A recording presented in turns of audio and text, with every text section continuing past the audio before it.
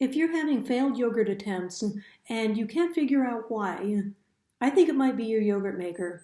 I'm Lori Miller, and I've been fermenting yogurt and fruits and vegetables for 6 years, and I hardly ever have a bad batch. So I was reading another post on Dr. Davis's website today about somebody's failed yogurt attempts and their attempts to fix it, and that's pretty typical.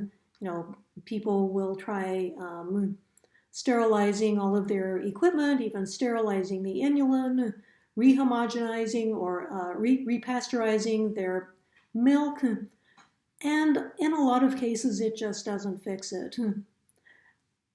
And today I had an epiphany in the matter. I think that because in a lot of these cases it's people with expensive yogurt makers, I noticed that from way back, I think it's the lid on Instant Pots. And let me show you what I'm talking about. So if you look at just all of these nooks and crannies, behind this seal and these little holes in here, let's look at another picture.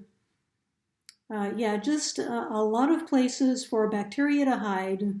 So when you're fermenting yogurt, the warmth and the moisture cause condensation in here, and if there's any bacteria in there, that's a perfect environment for that bacteria to grow, just like the L.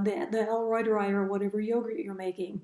It's going to grow in here, it's going to condensate, and then the condensation is going to fall down into your yogurt and contaminate your yogurt.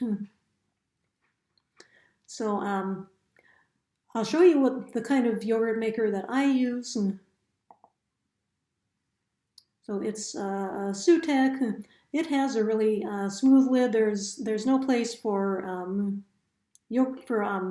bacteria to hide out in. And this is nice because it's got a variety of temperatures that you can ferment it, and you can program it for up to 48 hours. Now with these Instant Pots, you could run this through the dishwasher on the sanitation cycle, but the water would have to hit these little holes at exactly the right angle to even get in there. And even if it does get in there, it might not get in there with enough force to dislodge whatever little food particles are stuck in there. So that's what I think. I think it's Instant Pot lids. Let me know what you guys think down in the comments, and I'll see you later.